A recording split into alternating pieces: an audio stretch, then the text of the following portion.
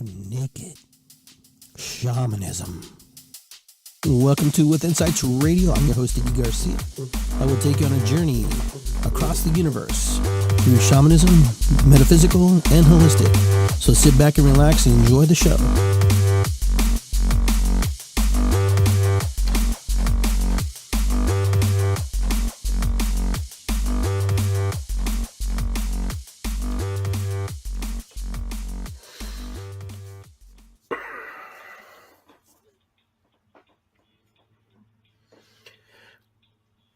Hello, everybody.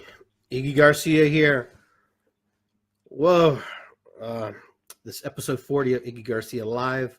I want to welcome everybody to the show, those of you who can tune in. Hi, how are you? Frank and Angel, good to see you. Caleb, Jacqueline, and everybody who's popping in there. I'll say hi from time to time. Hopefully you can hear me, and hopefully we're back on track here.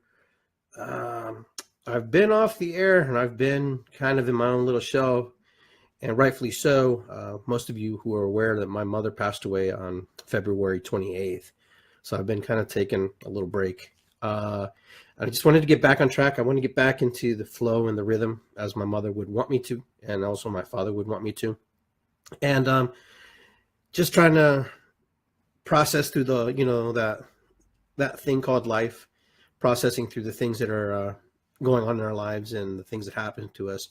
But I want to thank everybody for the outpour for my family and giving, your condolences for the losses we had. I lost my cousin earlier in February. I lost my mother. And shortly after my mother passed away, it was just like a week after, my grandmother died. And so it was, the people say it comes in threes. I don't like to think about stuff like that. But it did, I guess. But these people, they all lived their lives the best they could and however form they could. My grandmother was 91 and my mom was 71. And then my cousin, I think he was about 38, if I'm not mistaken.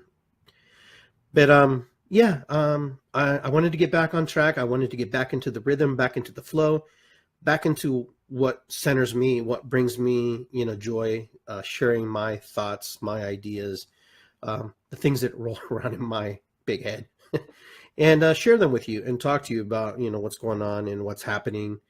And, my family and I are, like I said, processing and working through, the grieving portions of our lives. And we'll probably be doing that for a while.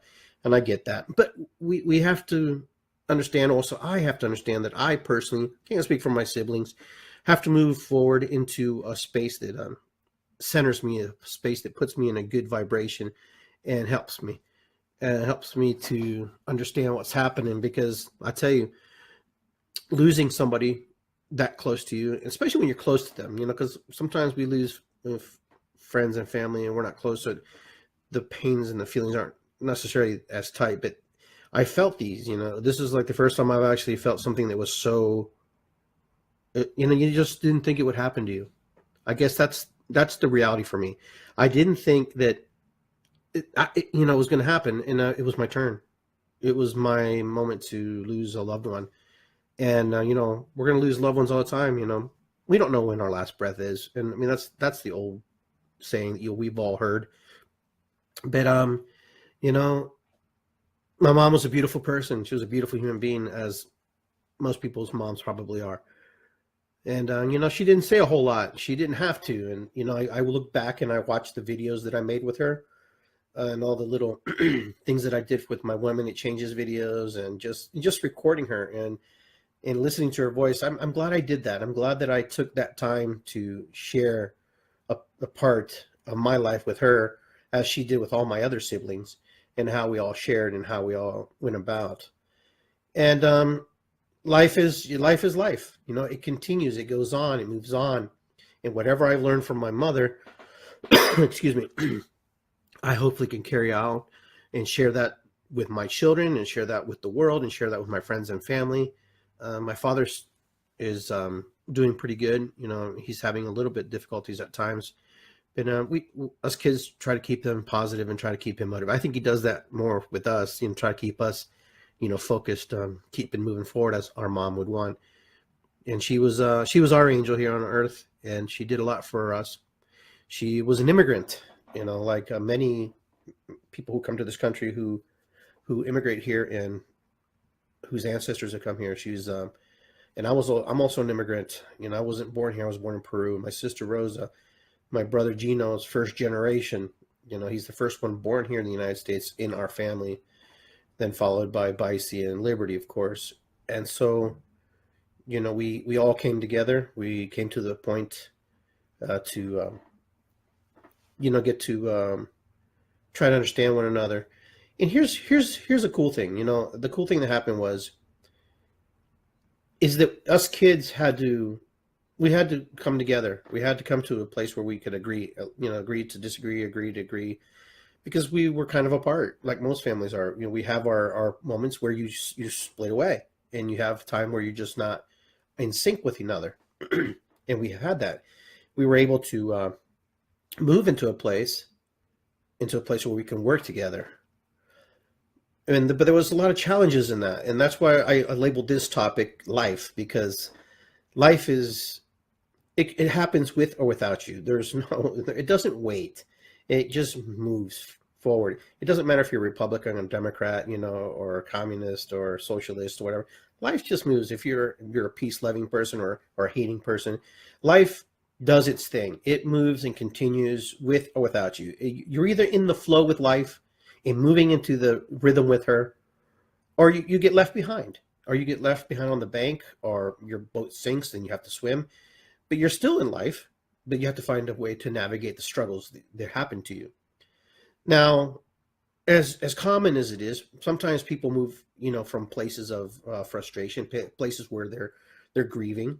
And hi, Blue Hawk, and hi, Adriana, hi, everybody who's listening. We move from places where our emotions become a little more raw, where we become a little bit more vocal about what we're feeling, what's happening inside of us. And so this is what happened. We got to a point where we were trying to work through stuff, where we say, hey, let's just move on and forget everything that happened to us. And, that worked for about a good day. And then I had a problem with that. And I'll be honest with you. And I mean, majority of the time, I'm the most positive person. And to actually be the one who found your mother after she died peacefully in her sleep, to walk in and know that she had transitioned into the next existence was really, it caught me off guard. I was just, I had seen, I have found, people have died, weeks later, days later, but to find your mother and to see her there and to remember all the little things that you do, the little nuances that you would do with her, how you would joke around and play. And then when I found her, her eyes were kind of still open. So I thought she was still asleep. I came back down, and then I came back again, maybe 15, 20 minutes later. And then at that point, when I saw her, I knew she was gone. I didn't want to believe it. I ran upstairs when the apartment we're working upstairs. My dad and I work in the property management business outside of the work I do. And I told my dad, I said, I think Mom's dead. I think she died. He's like, no, he screamed. He's like, no. And I never seen my dad run so fast down there. He says, call 911. I called 911. 911 came, and they wanted me to perform CPR. And the police this happened so fast. The police came in at the same time as the door was open, and he's like, he looked at me, he's like, she's gone. He already knew. He'd been around.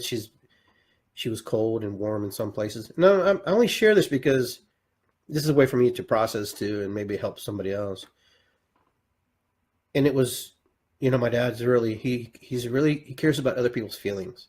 He's like, don't call anybody right now. Just wait till they get off work. But of course, I was already on it, and because I needed my siblings to know, and I called them, and they all came when they could.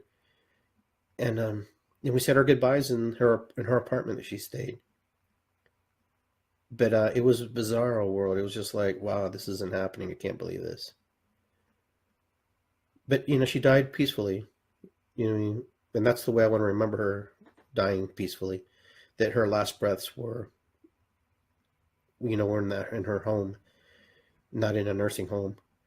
But the last person who saw her and the last person who actually witnessed her give something back to him was my father. Because when we got back from the store from getting the supplies we needed, she smiled at him, gave him this biggest smile, and she just looked at him, and he didn't give it much thought, but that was his last memory of her, of being alive, and he holds that in his heart dearly. So it was powerful. It was a powerful, powerful message.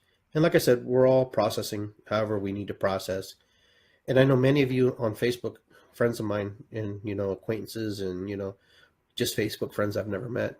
Some of you have lost family members too, and it's a hard time, and you all grieve how you need to grieve. I'm not here to tell you how to grieve, but I suggest if you need someone to talk to, you can call me or you can call the groups that I'm involved with and work with.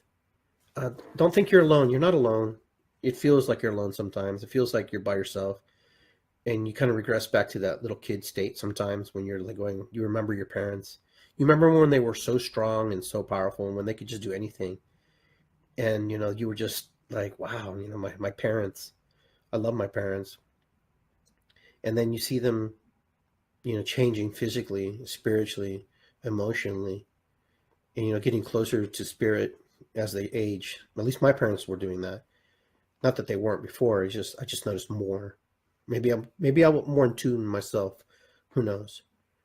But I was really proud of my mom, what she did on this planet, and the things that she instilled in my brothers and sisters and myself, and even in my dad, and even my half brother and sister, how much they loved my mom. That was probably one of the amazing things, that she loved unconditionally to some extent, to some degree, because that's a hard thing to do sometimes, to love someone unconditionally, with the faults and the things they have, because we're human, we're flawed. That's the beauty about being human. Our flawness is what creates us, what helps us move and learn from. If we were just up to, perfect, how would we gauge ourselves? How would we know? The only thing we can do is work from the next place where we were. And, my mom is, in my belief system, she's everywhere. She's in heaven. She's around us. Our ancestors never die. Her presence per se, I'm not going to see her like I would see, somebody down the street, walking down the street. But she's with me, and I appreciate that. And I'm glad that she is close by. I just think about this little polio girl, this girl who had polio, who couldn't really walk with one of her legs, who came to this country to make a better life for her family with her husband. And she did. And she did some amazing things with her disability, or differently able than other people. She wasn't one that could play basketball with you. She wasn't one that could, run with you. But you know what? She could cook a storm. She could cook a storm, and she was amazing. And she can crochet. She could knit. She did things other people probably wish they could do. Some people can run, and some people can do it all. But she just was an amazing woman. And I'm proud of her. I'm proud of to be her son. I'm proud to be that I was able to be, put in her little tribe of people, that we had to learn some good lessons there. But she's beautiful, and she's moving on, and she's everywhere. And now the focal point is, family and my father, and all the things that we need to work on. And, and I'm here to share with you also. I know sometimes we don't always get along with the people who we are closest to, our siblings, our significant others, whatever. But I'm here to give you a suggestion, and I want to share this with you, is to create a family of your own. Most of you probably have, most of you do, or have created many families. Creating families is one of the most beautiful things you could do. Creating family with new people. You don't have to be from the same blood, the same parents or whatever. You can create new emotions, new feelings, new adventures, new things with total strangers, people that you've just met or people that you've known. But it's up to you. It's up to you to find those people. And those people are looking for you as much as you're looking for them. The point is to have discernment and to be able to say, okay, is this a good fit for me or not? We always have to be on guard too, because when we release our emotions and our feelings and we give them to somebody else, we also give them some type of open invitation to, work with us, move with us, and stuff. So we have to be careful with that aspect too. But making your new tribe, your new friends, your new family is vitally important. I think it's very important. Outside of your regular family, you should have friends and family. You should have other people that you can, throw ideas at, talk to, hang out with, be with, creating healthy limits and boundaries with them, of course, with anybody, with any relationship. You want to create healthy limits and boundaries. You don't want to just throw yourselves out and just expect, you're just going to be embrace, learn. So life is what? Life is what we make it. Okay. Life is whatever you can think of. Life is creativity, is beauty, the good, the bad, and the ugly, all that stuff that goes with it. So when you're ready to move through life, and you're going to move through life with or without, permission, it's going to move you. It's going to change you. It's going to do things. But here's the thing. When you're moving through life, you have the opportunity to make a great and amazing experiences as you're going. Okay. If you're not ready to move into spaces with certain people that you're really close with and people who, excuse me, are in your life, pardon me, then don't. So many of us, we compromise ourselves. So many of us compromise ourselves that we have to make up, we have to forgive, we have to forget. You forgive and you forget when you're ready. You move into that space when your heart tells you when you need to move into that space. And and if you never move there, you never move there. I'm not here to say it's good or bad to stay in that energy. But so many times we move into these energies that we're not even ready to move into.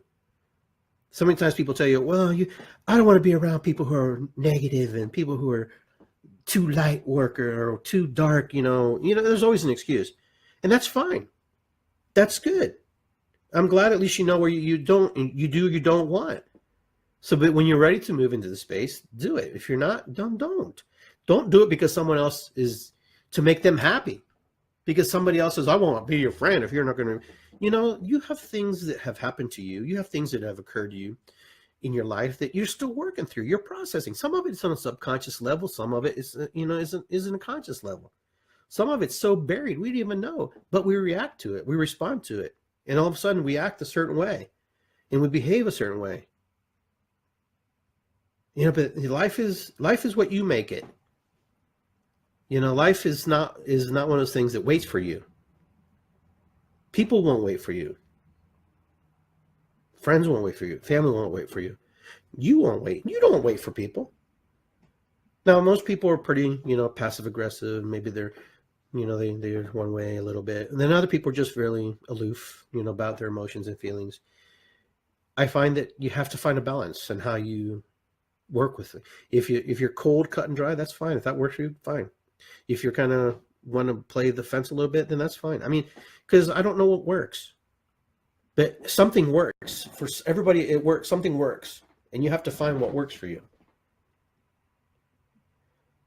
And you do, really, because I know that I've complained and I've bitched about stuff, and said, hey, nothing's going my way. But then I have to do something about it, right? It's just like everybody who's on this podcast. Everybody in this podcast has to make a decision. Hey, am I going to move forward in life? Or am I just going to wait? You have to live life. When the right players come around, they'll come around, period. When the right people show up, you'll know. You'll know when the right people show up. Because it's always divine timing. Spirit always sends you the right people at the right time, at the right moment.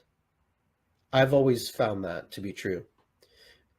When I'm the most down that I can possibly be, somebody says something, someone posts something, somebody shares something. Just think how far back, that's not too far back, because, what was life like for you before Facebook? What was your life like before Instagram, before Snapchat, before all this social media stuff? What was your life like? How did you meet people? What did you do? What was the common denominator that moved you into space to meet new people? Did you go out? Did you dance? Did you go to the church? Did you go to civic, meetings? Did you go to concerts? What did you do? What was it that you did? Is social media one of those things that, enhances your, communication with the outside world? I've met some amazing and beautiful people on Facebook and Instagram. Not so much on Snapchat because it's a whole different platform, but here, especially on Facebook, I have friends from all over the world. I don't know if I would have ever met these people outside of these, digital walls.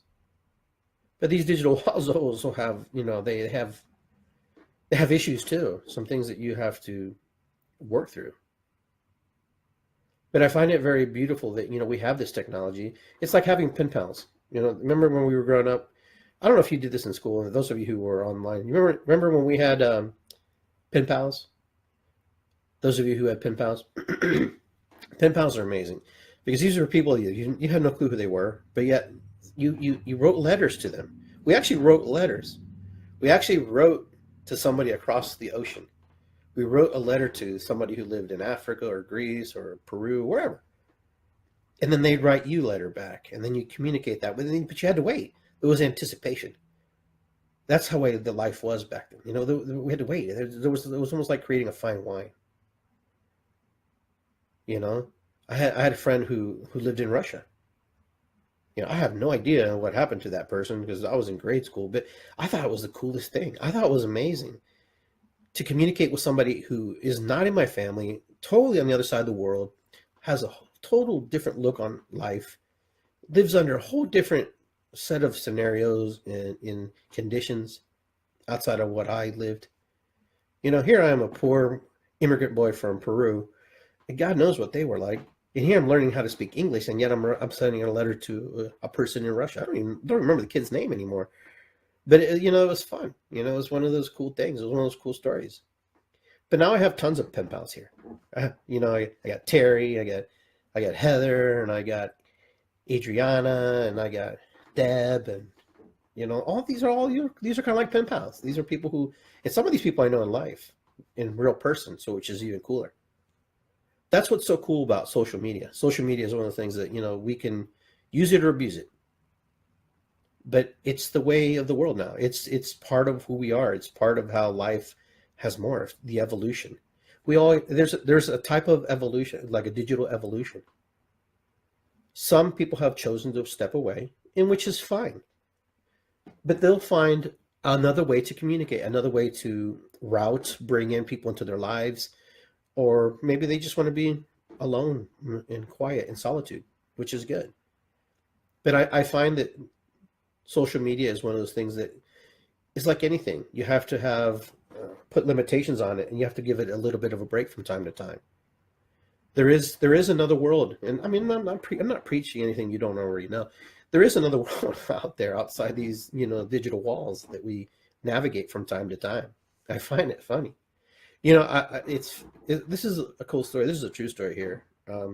What's happening here right now?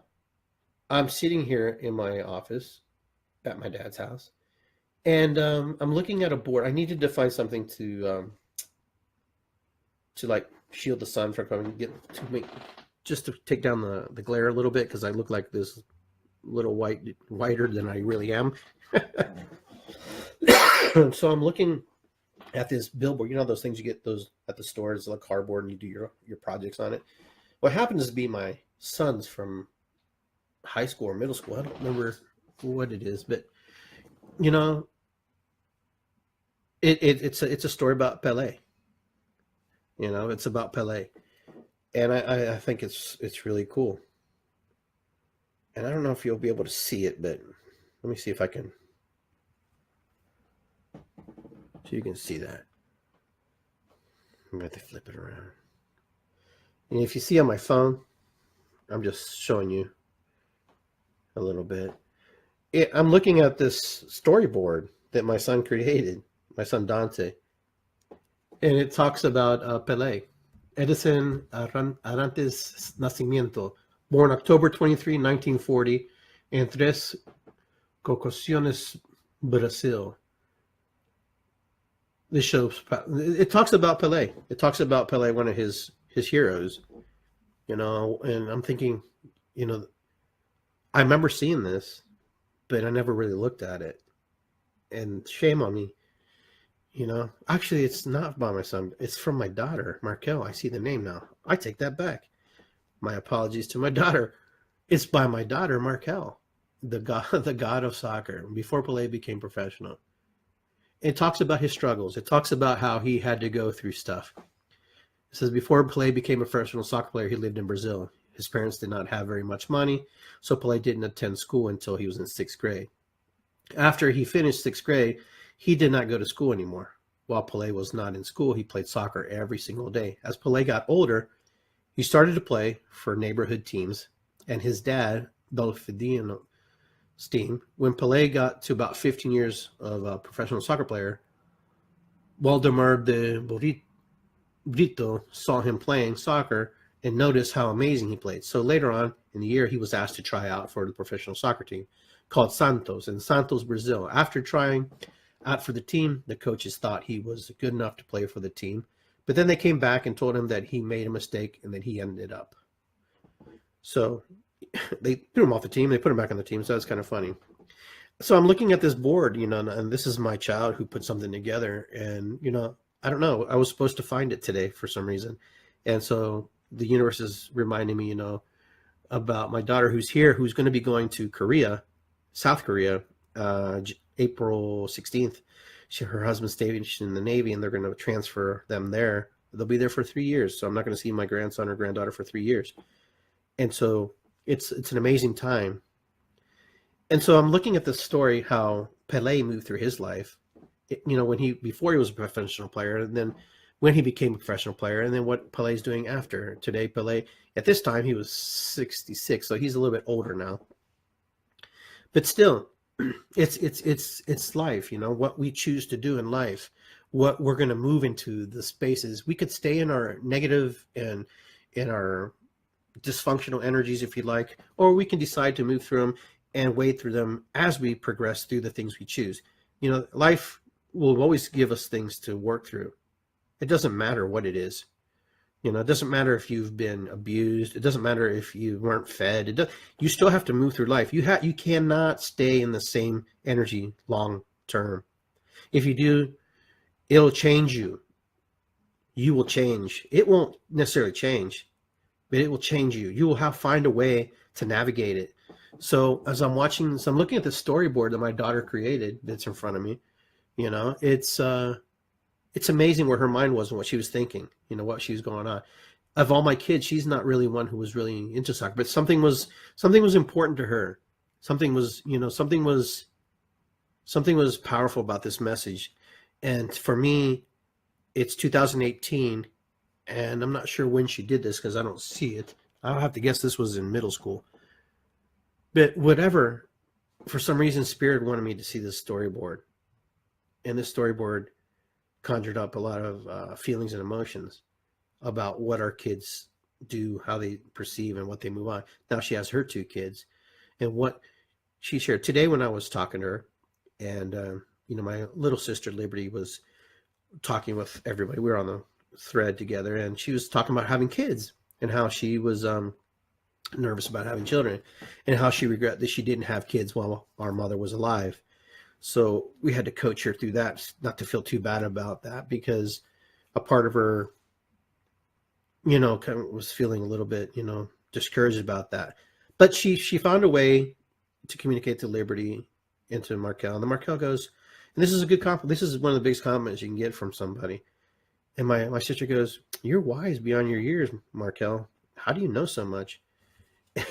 And Markel, she goes to Liberty, she goes, "Well, it's not that I know anything. It's, she goes, in life you learn because of the people before you, people ahead of you." She goes, "If you know anything about my dad, he taught me this. He told me just to listen." He says, and he shared with me his ideas. So everything I'm telling you is somewhat from my dad, some insights from my father. And she's like, "Oh." And, I sat there at the table listening to that conversation with GV and Markel and how they shared that story to Liberty today. And I was just like, I got, how you get a little tear in your eye, you a little bit, you're not want to cry, but you're just like, I'm not going to cry. But it made me proud to know that I make a difference in their life, that it's important for me to know what I'm speaking. What comes out of my mouth is valuable. What I say is important. It's a prayer. You guys have probably heard me say every word you speak is a prayer. So however you're praying, we're always praying to the universe. We're always asking. We're always speaking or talking about something. So it was a good moment. And, then we started talking, and, we got into the subject because I found it really interesting, because I have another friend, most of you, who does a show with me, Adriana. She's just taking a little break today. But she would always tell me, you got to be like the wise old owl sitting on the branch, or the oak tree branch, or whatever. But, I get the story, the wise owl, listening. And I was always telling my kids, it's about listening. It's about effective listening. It's about knowing when to speak or not to speak, and knowing when to pause and to carry on the conversation. And I found that really powerful. I found that powerful because I have to listen to my own advice sometimes, to listen and to share when I need to share, and to know when to share. And so I found that really beautiful, that my daughter was able to learn something from me personally. And I'm sure she's learned from other family members as well. But that's always been a message my dad taught me too, is to listen. And then when you feel like it's appropriate to speak, you speak. If you don't feel like, then you don't. You learn a lot from not blabbing all the time and just shooting off the mouth, And then you probably heard people say, well, you're a good listener. Well, you just talk too much. No, I'm just joking. Give me a time to say something. But the point is, we listen. And then when we hear that pause, when someone invites us into that space to share, we speak. And then when we have spoken what we need to speak, we allow the person to talk again. We don't do that anymore. We don't do that a lot. Everybody's so busy. Everybody's so excited to share what is important in their lives that they forget about the person sitting across from them, that message that they want to share. So effective listening is a lost art. It's like in soccer, the art of getting open is a lost art. Kids today don't know how to get open in soccer or in sports very well. Everybody just wants to go to the dunk in the basket or shoot a goal, and that's it. Speaking's the same way. We have to know when to open our mouth and when to share and when not to share, and digest the information, and not be so anxious to share what's on our mind that we didn't even listen to what the person said. That happens a lot. I know that I've been in that situation, not on purpose, and so have you, where you had something you wanted to share so bad that you totally forgot about what the other person was actually saying. So it has nothing to do in the context of what you were talking about. And the person looks at you and goes, are you listening to me? And you're like, yeah, yes, yeah, I am. But it's all about cueing. Maybe you should write it down, when you're talking to somebody. Okay, I'll come back to that note. Okay. Before I forget, hold on. You know what I'm talking about. But I want to say hi to everybody. I want to say Rachel, Susan, Heidi, Beth, everybody's been popping in and out. But life is yours. Life is yours to harness. Life is yours to go, hey, I'm going to do it. I'm going to do it. It took me, there you go. Adriana says, a wise old owl sat on an oak, and the more he sat, the less he spoke. The less he spoke, the more he heard. And that's why he's a wise old bird. Boom, there it is. Thanks, Adriana, for sharing that. Appreciate it. And those of you who don't know Adriana, she's my good friend, and we do radio shows together. But yeah, life is just life is what you make it. Life is what you make it. And what are you making? Because I guarantee you, if you're not making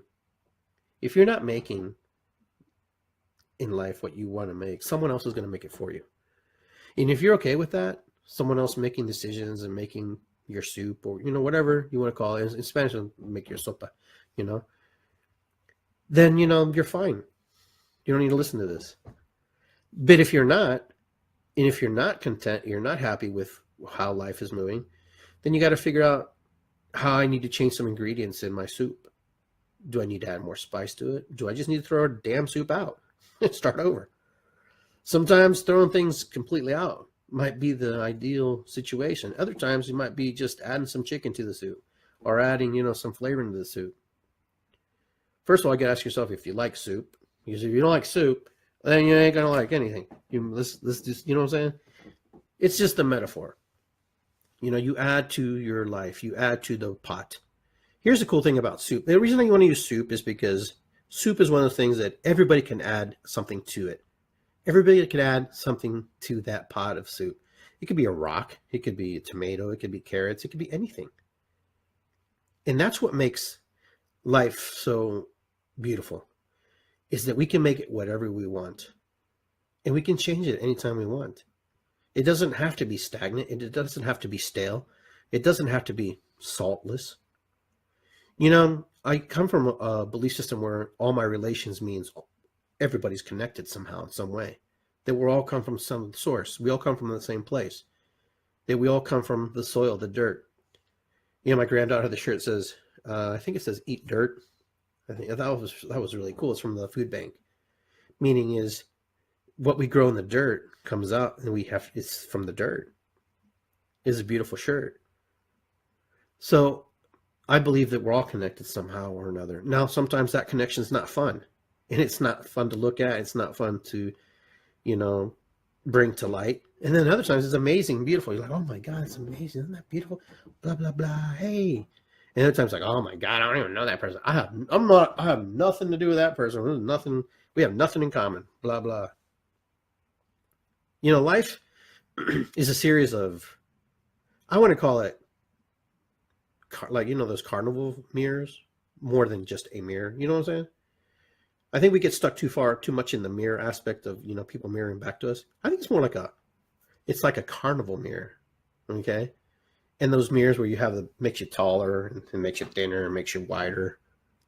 And then really when you're looking at this mirror, you're looking at distorted versions of reality, distorted versions and perceptions of how other people may perceive you and how you perceive them as well, back and forth. So the mirror aspect is really how we project onto people what we see and how we feel about them. So if somebody's having a bad day, you're there as the watcher, the observer, to say, well, that person's having a bad day. That doesn't mean you're having a bad day.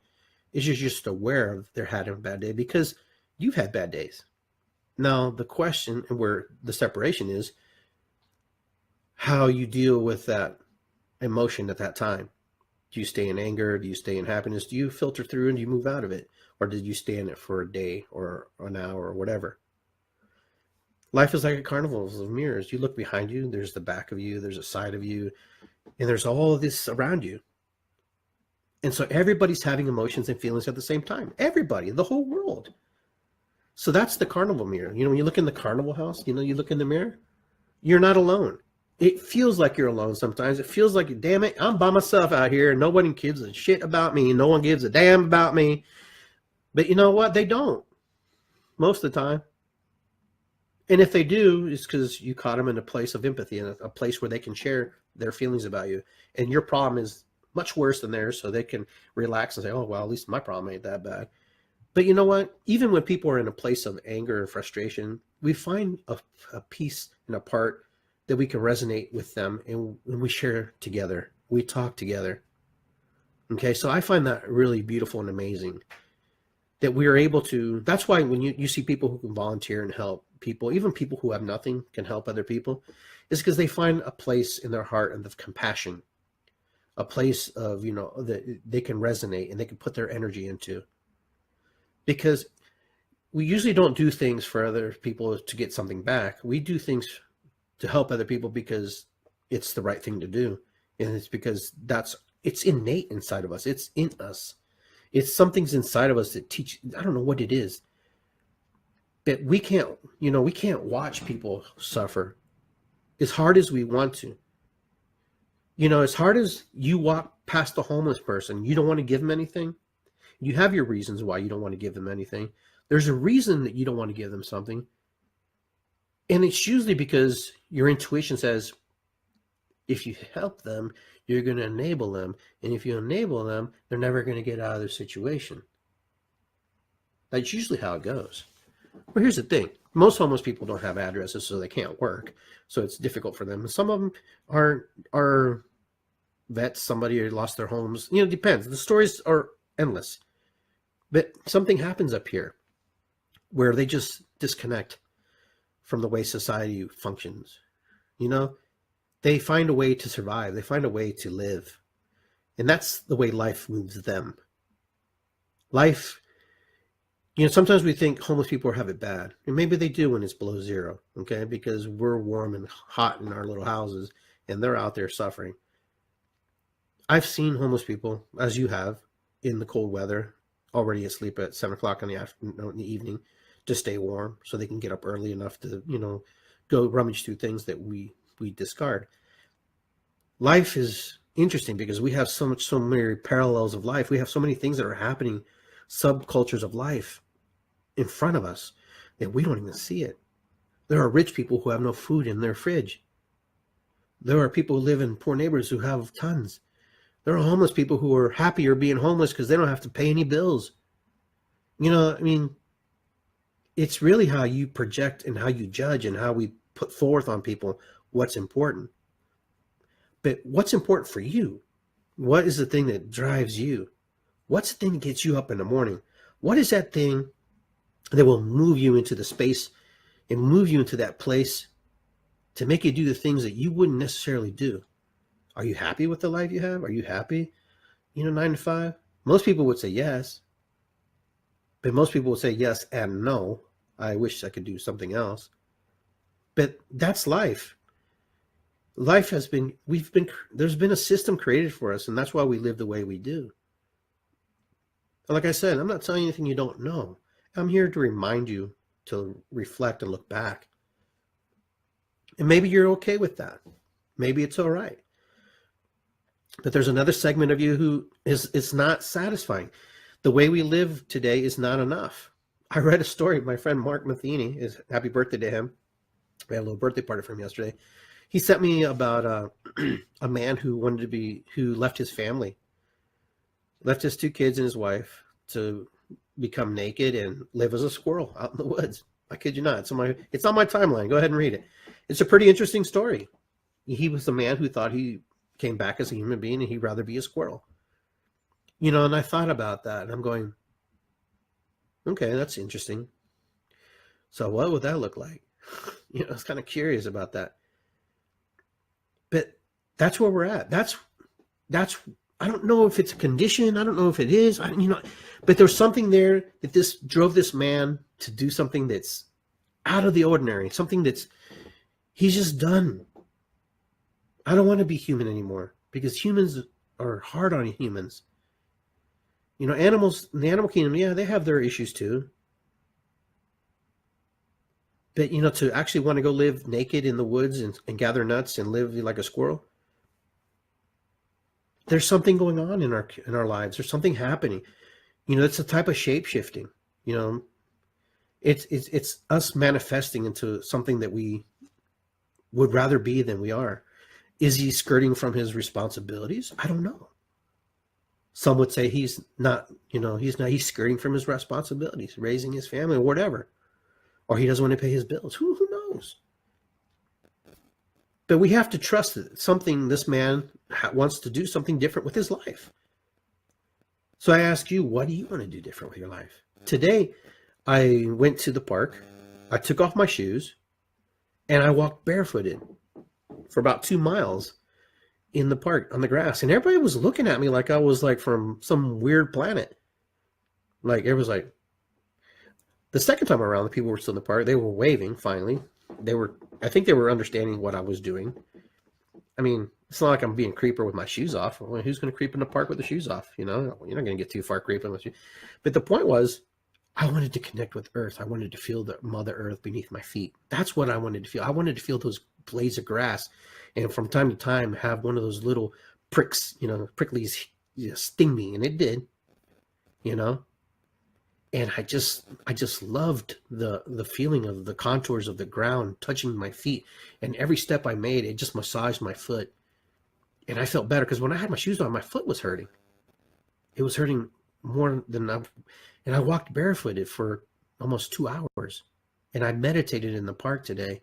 And I sat there by the trees and everybody just looked around, it was kind of odd. But then eventually I just kind of faded into the stuff just the same way.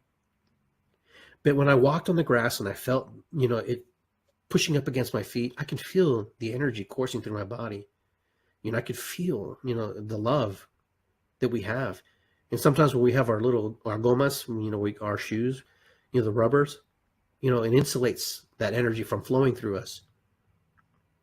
And so it was a good feeling. I walked all the way back to the house barefooted down the neighborhood, which was a mile away from the park. And I was walking on everybody's grass. But it felt so good to be reconnected because I had been so disconnected since my mother passed away.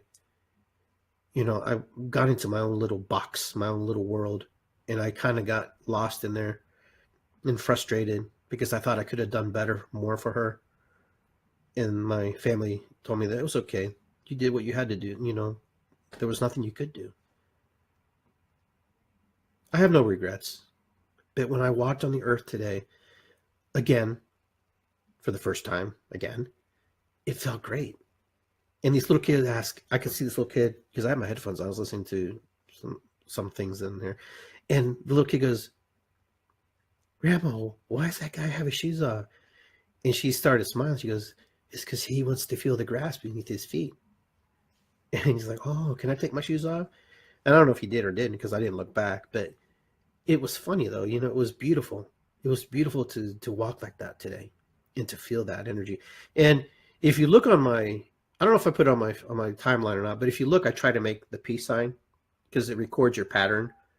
So what I did is I made a circle and then I cut across, I went around, went to the middle, went back and went up and try to make the peace sign. I might have to make it bigger. I'm going to work on that because I'm going to try to make shapes like that, like hearts and stuff, with my walking patterns at the park. I think that would be really cool. So look for that because that would be really fun. But yeah, life is how we experience it. Life is the experiences that we have gathered. We all have a destiny, and that destiny is one day we return back to our Creator, return back to the universe, return to back wherever you feel you return back to. But in the meantime, you can create any kind of experience you like, anything that your heart's content. And don't believe that you can't, because you can. Some things will take more work than others. Some things will take a lot of planning. Some things will just fall in your lap. Some things are just right in front of you. You don't see them. Just imagine like a little ant walking through the blades of grass. He doesn't even see us. And even if we stood right next to him, he still can't see us. We're the same way. There's magic all around us. There's things happening all over us and around us constantly. There's hawks and eagles and birds flying over us. There's animals burrowing beneath our feet. Ants, snakes, groundhogs. All that stuff is happening beneath us at exactly the same time. It's amazing the things that happen in this world. When we have the eyes to hear, the mouth to speak, the ears to listen. With our eyes, we can hear, see, listen, talk, everything. We can do everything. With our ears, we can hear, speak, talk. With our mouth, we can see, talk, taste, feel. Our senses are not just directed one way. Just because we see doesn't mean that's all we see. That's all we visualize. Just because we speak isn't the only thing we speak. Sometimes we hear things we can actually communicate with our ears, even through touch and feel. The outside world and the inside world, we bring it to us, and it stimulates us, and we touch it. So don't think because your eyes don't see it, doesn't mean it doesn't hear it. Because you can create things with your eyes. You can see things.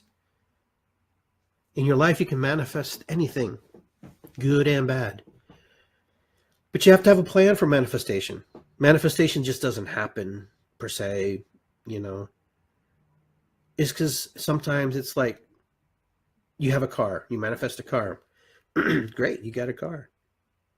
But you have to manifest the gasoline. You got to manifest the oil. You got to manifest the transmission fluid. You got to manifest that you're taking care of everything, or you won't have a car. Life is the same way. We can manifest things, but we also have to manifest the small things in order to get the bigger things. Manifestation in life, in creating life, is creating that energy flowing. And that energy flowing is knowing that we also have to think about the small components. We don't think about the small components sometimes.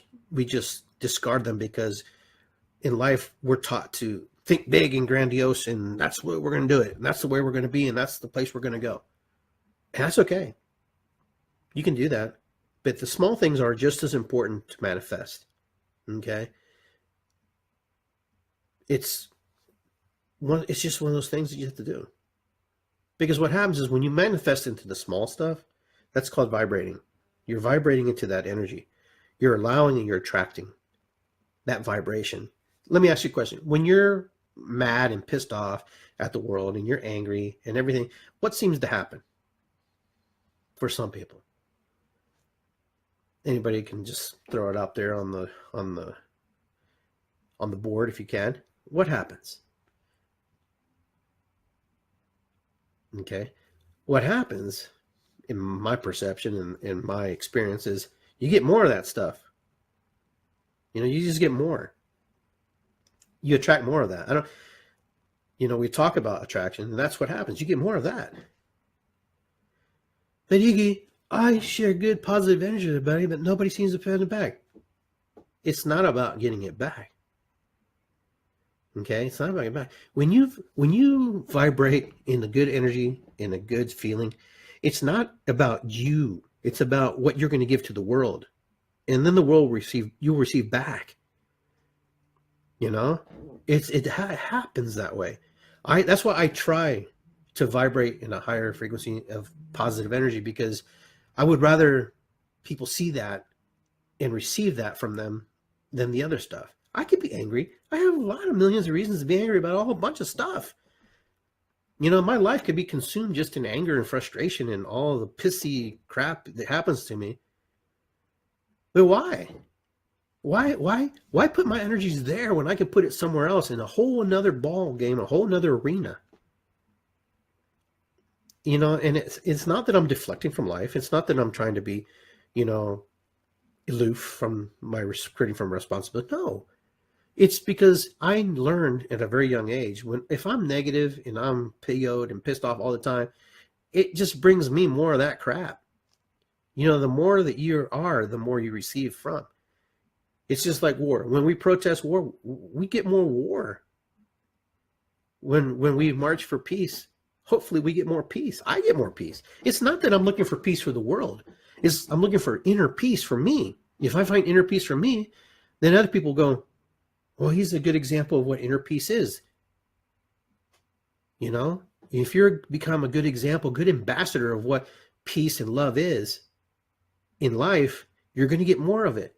Most of you who are on this live stream or on Blog Talk Radio, most of you guys get good stuff. You have good friends. You got a good tribes. Number one, because part of you are my tribe. It's our tribe, and we resonate kind of closely. But as soon as one of us veers off a little bit, and I'm one of those people who like to veer off on purpose, because I also want to see where I'm at. Some of you have seen some of my posts that I don't always agree with all my love and light friends about stuff, because in my life I also want to question the things that are in front of me. That's just my nature as a Sagittarian, half animal, half man.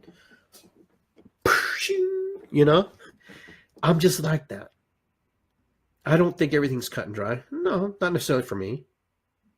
But you know what? In life, you attract like energies. Just look around the 5 close friends you have. It'll tell you exactly kind of who you are. And here's a good test. Ask yourself, the 5 closest friends you have, is that what you want? Do you like that? Are those 5 good friends good for you? Because they will influence you, and you will influence them. You will back and forth like a gyro, the ones that use, and you know what happens when a gyro falls off? It does this, and then it falls over. That's where the test is with people, how you respond to the discomfort, how you respond to your ego. Can you? I don't know. I would hope you have some kind of way to do that. But our ego's there to protect us. Our ego's there to remind us. Our ego just has to relax from time to time and trust that we're making the right decisions. The friends, the 5 close friends that you have are where your influence is coming from right now. So choose wisely. Choose your friends wisely. And you don't have to get stuck with the 5 friends you have. You can create 5 more friends. You create 5 more friends. See, that's the rub right there. You're not stuck with just 5 people, my friends. You can have 5 more people over here, 5 more, and you don't have to have 5. You can have 10. You can have 1, 2. But you're going to influence each other. You're going to all move energy. You're all going to have things that you like and dislike about each other. That's normal. That's just how it is. When you create these new families, these new pods of people and new pods of friends, you're going to have issues. And you want to have some kind of discomfort too, because it ain't perfect. Because if it was perfect, then you don't need anybody. You don't need your friends then. If you're all doing the same thing, agreeing on the same thing, and you can't move the same thing, then why you have them? You have them there so you can also have a point of reference, a way to reflect back and look at where your life is, a support system for yourself, people who love you unconditionally, people who understand you. My 5 pod of friends are amazing guys and girls. They're cool people. And when I need something, they're there. There's no question. See, that's the thing. With my 5 friends, if I need something, there's always going to be one more dominant in the group. That's just how it is. But if I need something and they can help me, they will. That's how I know that pod of 5 friends is good for me. Because without hesitation, they're on it. That's what I'm talking about. That's what I'm saying in life. Sometimes in your own family pods, and you don't even get that. If you do, you're lucky. But life is what we make it. Life is how we stream it. Life is the beautiful things and the ugly things. Life is how we paint our picture. Life is how we paint, the things around us. Your life is meant to be enjoyed. Life is not meant to be frustrated and locked away in a room. And a lot of us do that. Stay within the confines of 4 or 5 walls, But the thing is, open the door, open the window, step out, crawl through the window, go out the door, go out the back door. There's more than one way to get out of your head, get out of your mind, find new relationships, find new friends. So I want to leave you guys with those things to think about, that life is yours to make it, break it, fix it, make it, break it, fix it, fix it, fix it, fix it, keep it, do whatever you want. Life is your cake. Life is your soup. Life is your dinner. Life is your supper, whatever you want to call it. Life is what you want to make it. There aren't excuses. If you're happy with what you got, then don't worry about it. Then when you're ready to transition and move into the next incarnation of who you're going to be, then do it. We're constantly evolving. We're constantly moving. We're constantly becoming better. And then, that's all we have. That's all we can ask from one another, is to do better. And the people around us to do better. And love them for who they are. Not for what they can give you. Not for what they can do for you. But, honor and respect each other.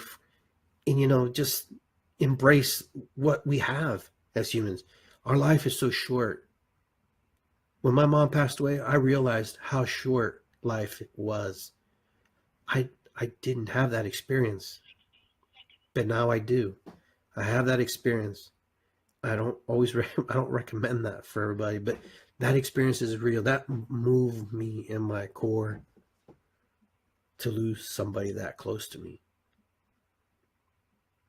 And I want to thank you all for listening, all of you for tuning in. And I'll be back on the air, and we'll have Adriana back on at some point too, when she's ready. So your life is your life, and you move through it when you're ready, not when somebody else is ready. Enjoy. Have a great week. Keep drumming. Don't forget the Reiki Center at 7 p.m. this coming Saturday.